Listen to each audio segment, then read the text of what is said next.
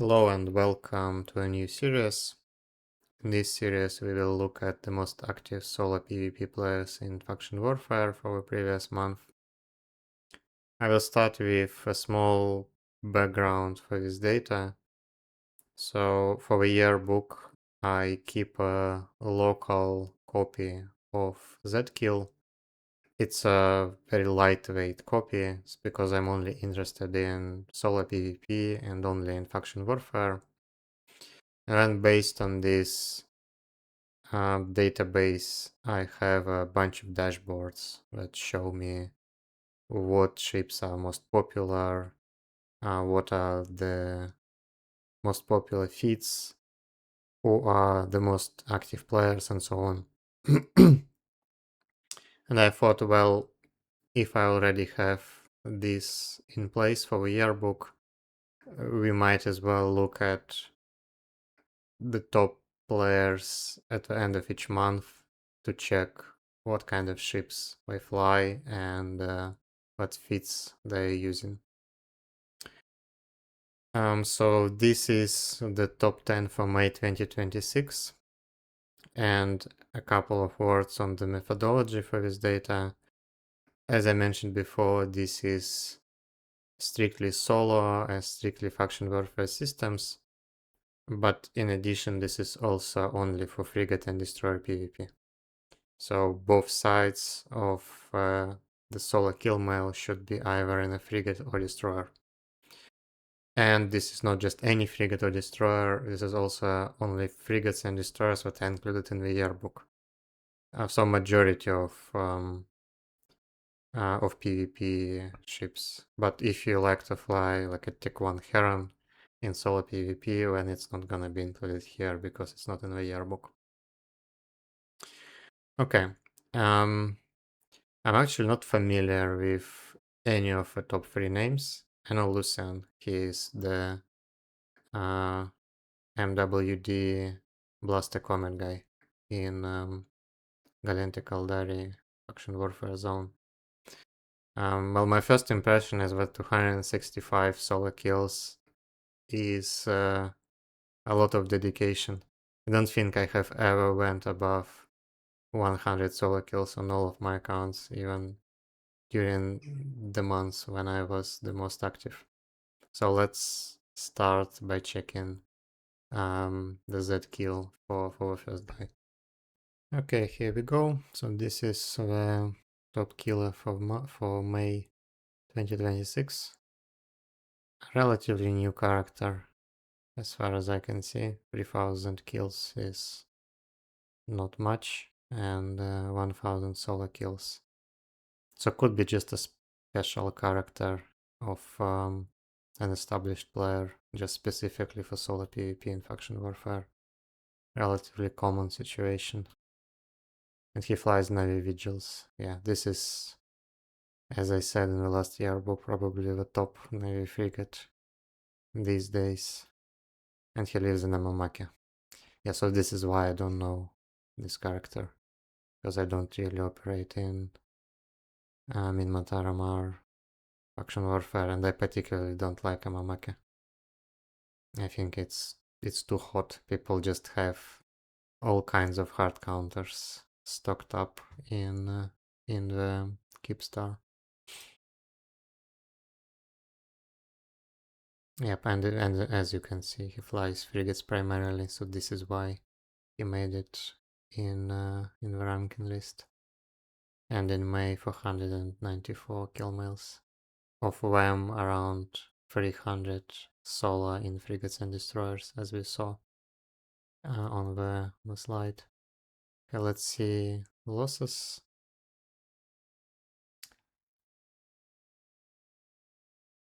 This is a bit unusual. So normally fly Navy Vigils as a web kiting frigate, and here it's a scrum kiting with rage and bulkheads. It's also usable, but I don't think it's the best one. Let's look at some other ones. Okay, so he just uses, I guess, scrum kiting vigil. Oh, this one is different, but also scrum kiting, but with shield. Yeah, all of this stuff is quite viable as well. I think that web kiting visuals just a bit better at interacting with most popular ships in the current meta. But this thing is quite usable as well. Now let's look at his slasher. This thing is pretty weird. Huh. This is an interesting one. This is kind of like a fall of kiting slasher. I know about artillery kiting slashers, but this thing I have never seen before. My guess would be is that the damage is just really bad. Like if you scrum kite at around, not scrum kite, if you kite at around like 20 kilometers with barrage, even with all of modules for fall off, I think your damage will be like well under 100 DPS. So I guess it can work, like it's in strict 1v1s when you don't expect anyone to join. This is like a very old breacher. Like back in the days, maybe like 10 years ago, this was a viable fit long before surgical strike. Now I think it's a bit it's not as popular or as good as it used to be. Because now, for example, if you fly against scrum kiters, like rocket scrum kiters, we will use rage rockets, and you will have to just tank way more damage than before surgical strike. But it's also like an off-meta viable fit. Like way back in the days, I used to have it as one of the recommended ones in the yearbook. Probably if you open a yearbook around like 2017, 2018, I had this fit there for Breacher.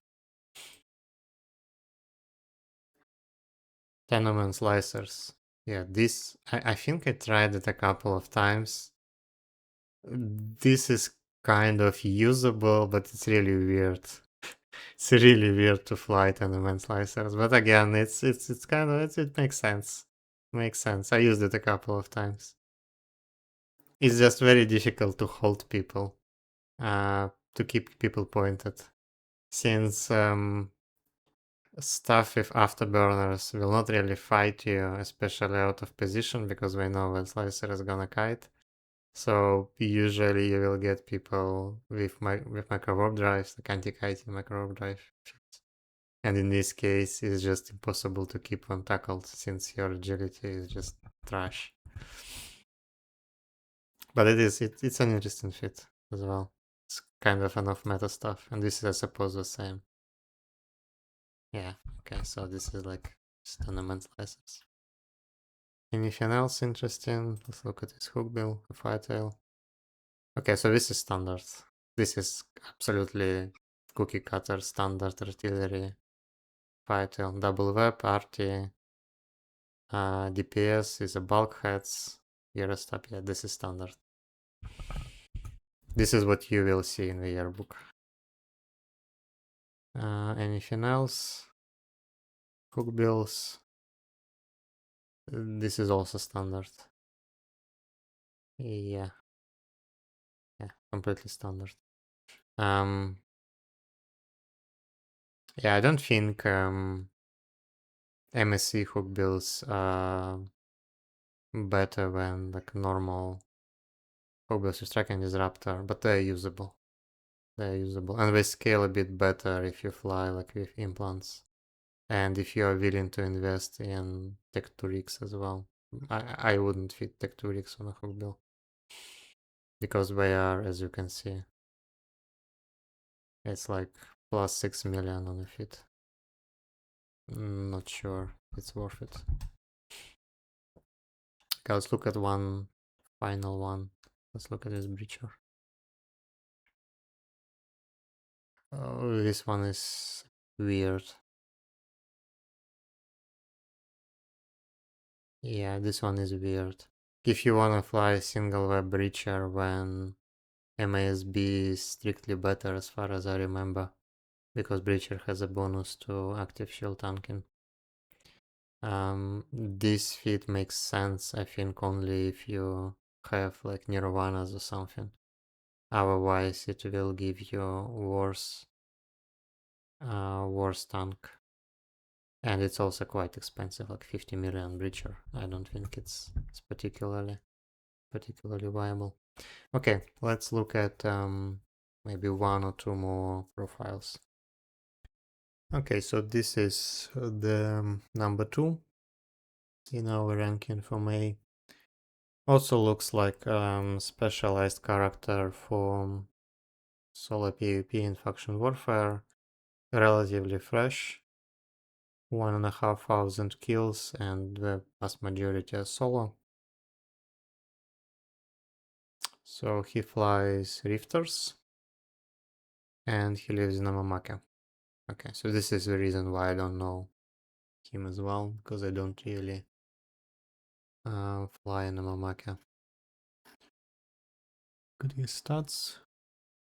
Okay, so he flies exclusively frigates. Yeah, it looks like a specialized character for solo PvP in faction warfare. And only started in September, October 25. I wonder if he only flies Rifters. Oh yeah, he's like a Rifter specialist. Interesting. And it's essentially like Amamaka and nearby systems. Okay. I mean, it makes sense. If you just want to maximize content per hour, when going to Amamaka and picking a Tech 1 frigate is definitely one of the ways to go. Let's look at his Rifter feats.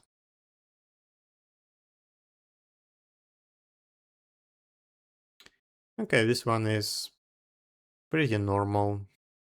I usually use damage control in this slot, because I feel like, in my experience at least, armor hardeners does not really have enough time to give you more value compared to damage control. But other than that, it looks pretty normal. Let's look at this one. Yeah, so this is, I think this is very close to what's recommended in the yearbook.